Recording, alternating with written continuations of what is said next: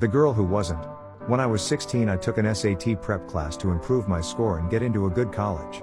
The class was pretty boring, but I met the most interesting girl in the class. She was thin, fairly short, with light brown hair and green eyes. She always wore a green headband, which I thought was cute. Her name was Connie.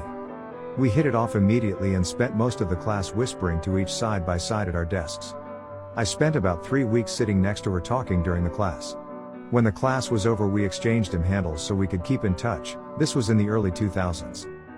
About a year passed, and we continued talking online.